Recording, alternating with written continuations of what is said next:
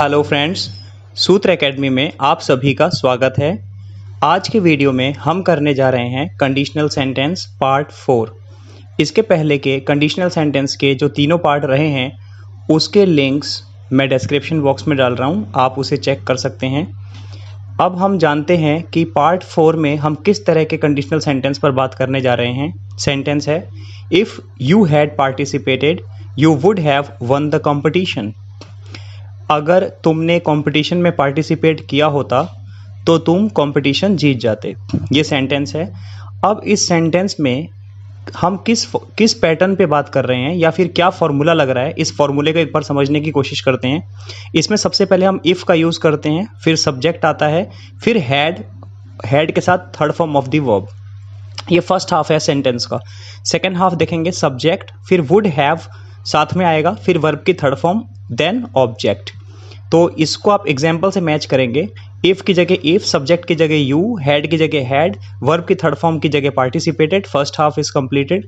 Now let's moving to the second half. You subject and would have third form of the verb won and the object the competition.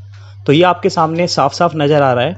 अगर formula समझने में थोड़ी problem होती है तो मैं आपको सजेस्ट करूंगा कि आप सिर्फ एग्जाम्पल पे काम करें। तो एग्जाम्पल में इफ़ लगता है हैड के साथ थर्ड फॉर्म, सेकंड हाफ में वुड हैव के साथ थर्ड फॉर्म। सिर्फ इतनी सी फॉर्मूला हमें याद रखना है और 3-4 एग्जाम्पल्स देखने के बाद ये चीज़ हमें बहुत अच्छे से क्लियर हो जाएगी। आपके सामने है इम्पॉर्टेंट एग्जाम्पल्स।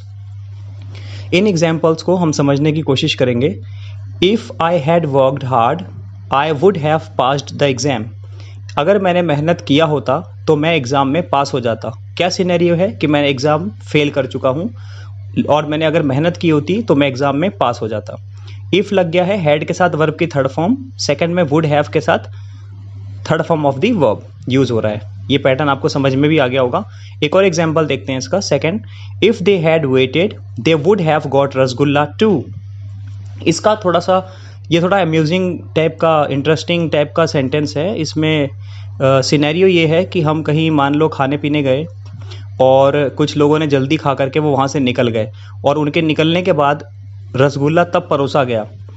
तो सिनेरियो बनता है इफ़ दे हैड वेटेड, अगर उन्होंने इंतज़ार किया होता they would have got rasgulla too, तो उन्हें रसगुल्ला भी खाने को मिलता। ये सिनेरियो उसका बनता है।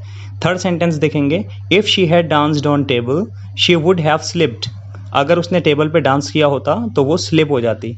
इसका क्या सिनेरियो बन सकता है कि टेबल छोटा हो सकता है, स्लिपरी हो सकता है, या उसने डांस बड़ा अच्छा किया, ठीक है, लेकिन अगर उसने टेबल पे ट्राई किया होता तो शी वुड हैव स्लिप्ड।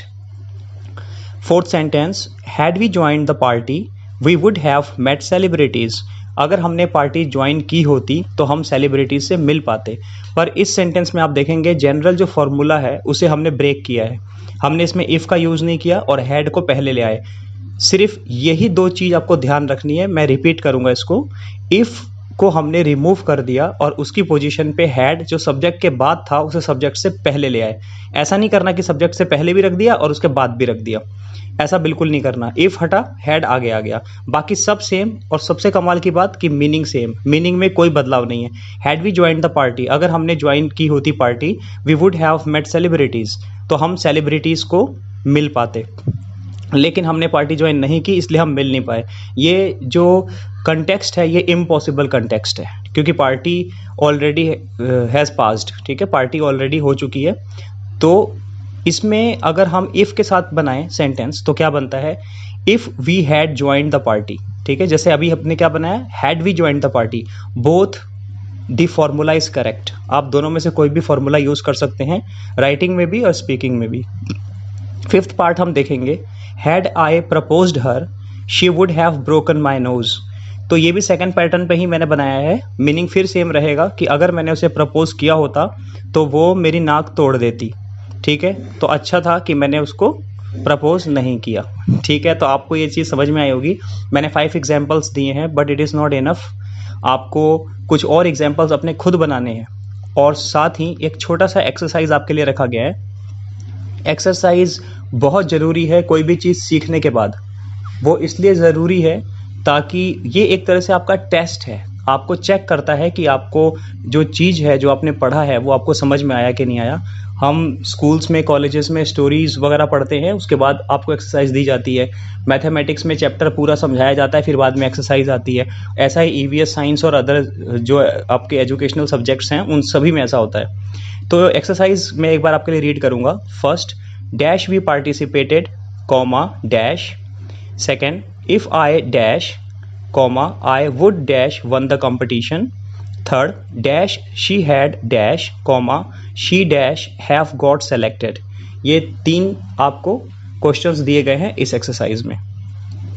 इनके आंसर्स आप सॉल्व करके कमेंट बॉक्स में कमेंट कर दें। मुझे कुछ स्टूडेंट्स के या कुछ फ्रेंड्स के मुझे है ना मैसेज कमेंट आए हुए हैं, और उनमें कुछ थोड़ी बहुत गलतियां हुई थी, तो वो मैंने करेक्ट करके वहाँ पे बता दिया है। तो ये आप करेंगे तो आपको बहुत फ़ायदा होगा इससे। और आपको वीडियोस अगर पसंद आ रहे हैं तो मैं आपसे बस इतना ही कहना चाहता हूँ कि आप इसके जो लिंक हैं ये आप अपने फ्रेंड्स में शेयर ज़रूर करें, ताकि वो भी ये ज्ञान प्राप्त कर सकें।